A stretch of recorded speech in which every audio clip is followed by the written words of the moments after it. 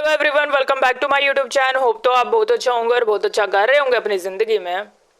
So guys, हमारे देश में एक बहुत ही ज़्यादा ऑन पिक आंदोलन चल रहा है,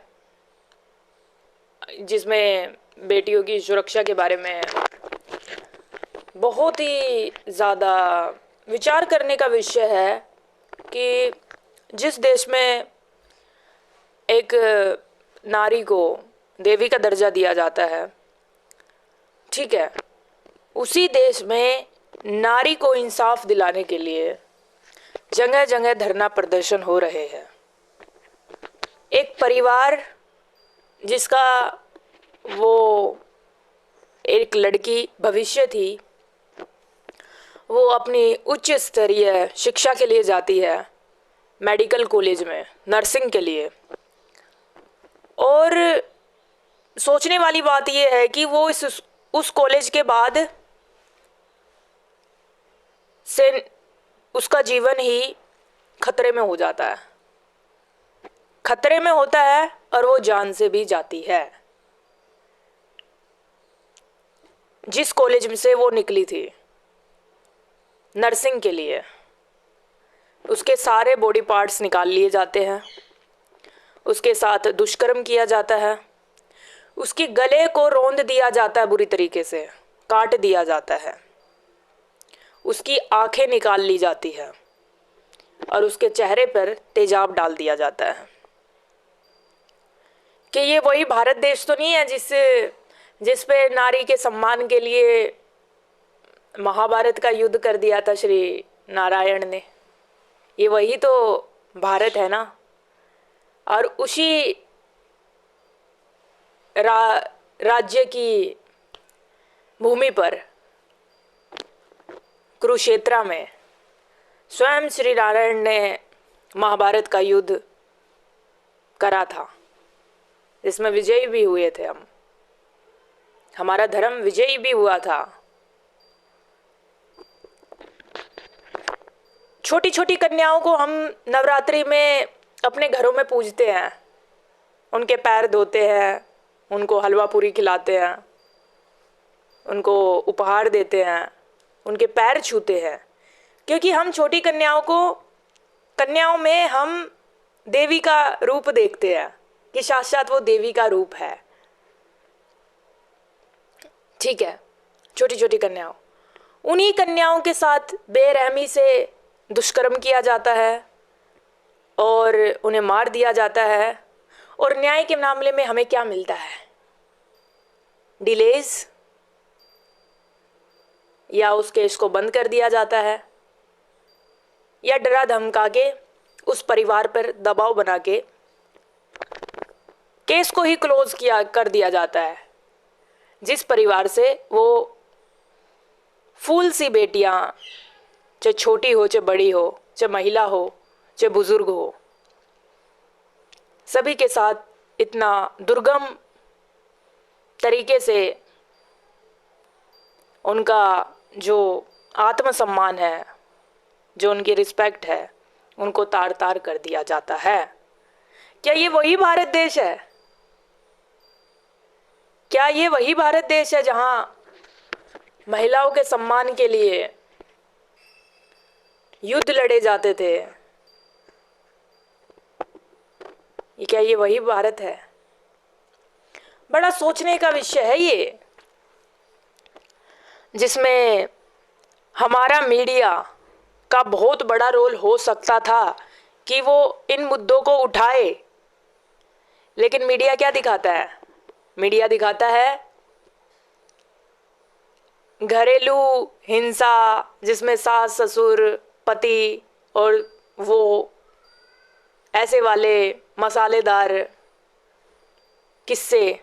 और जबकि ये दिखाने की बजाय कि जो एक लड़की देश की धरती पे चलती हुई सुरक्षित नहीं है। कितनी बड़ी साजिश है, कितना बड़ा नेटवर्क है ये पूरा, जिसमें वो लड़की उसका शिकार हुई है। और ये प्रशासन किस किस को बचा रहा है? सत्ता को बचा रहा है, कॉलेज को बचा रहा है, रूरल एरिया के लोगों को बचा रहा है, उसके साथ दुष्कर्म करने वालों को बचा रहा है, और साथ ही उसके साथ जो एक ऐसा घिनौना अपराध किया है जिसे सोच के ही रूह कांपने लगती है कि किस तरीके से उसके बॉडी के पार्ट्स निकाले हैं, और पूरी गला यहाँ से लेके यहाँ तक काटे दिया जाता है, वो पूरी गर्दन उसकी टैडी होती है, और उसके शरीर पर ऊपरी हिस्से पे कहीं भी खून का नहीं निशान नहीं है। क्या ये कोई नॉर्मल इंसान कर सकता है? ये नहीं कर सकता ना। कहाँ से चीरा लगाना है, कौन सा इंजेक्शन देना है, कैसे बॉडी पार्ट्स निकालने हैं, क्या ये कोई साधारण इंसान कर सकता है? नहीं कर सकता ना। तो इसके पीछे बहुत बड़ा नेटवर्क है जो मानव तस्करी कर रहा है, जिसमें वो शिकार हुई है वो लड़की।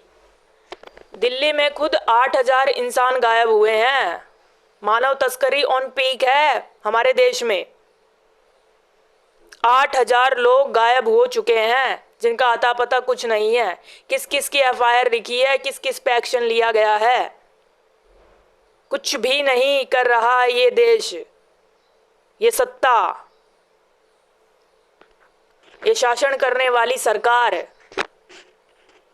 जिसको जनता ने ही बनाया है। 8,000 लोग गायब होना, और जिसमें सिर्फ छोटी बच्चियां या नारियां ही शामिल नहीं है, उसमें पुरुष भी शामिल है, लड़के भी शामिल है, बुजुर्ग भी शामिल है, बुजुर्ग महिला भी शामिल है। क्या इस टॉपिक पे विचार नहीं किए करना जाना चाहिए मीडिया को?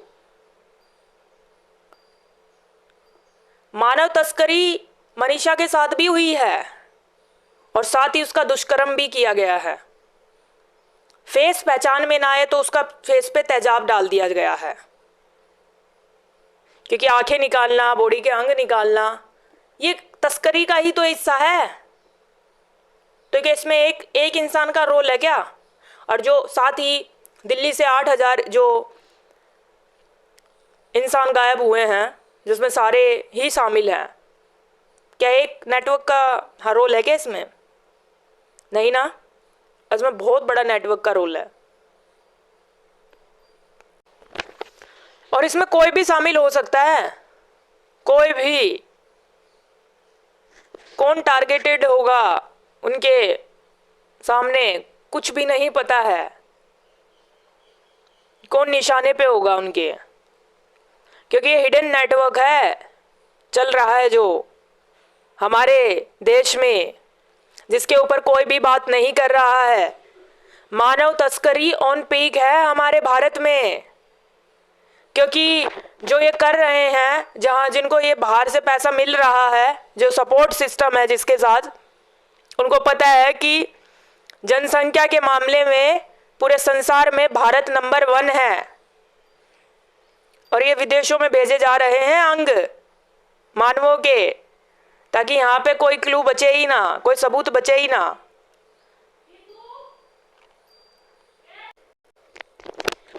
तो अभी इसमें ना हमें ना सुरक्षा अपने आप ही करनी है खुद की, कोई और हमारी सुरक्षा नहीं करेगा, कोई भी नहीं। तो आपको अवेयर रहना है अपने जहाँ पे भी आप रह रहे हैं, ठीक है। देखना है कौन संगीत आपके आसपास में, कॉलोनी में दिख रहा है आपको कई दिनों से, उस पर नज़र रखनी है, ठीक है।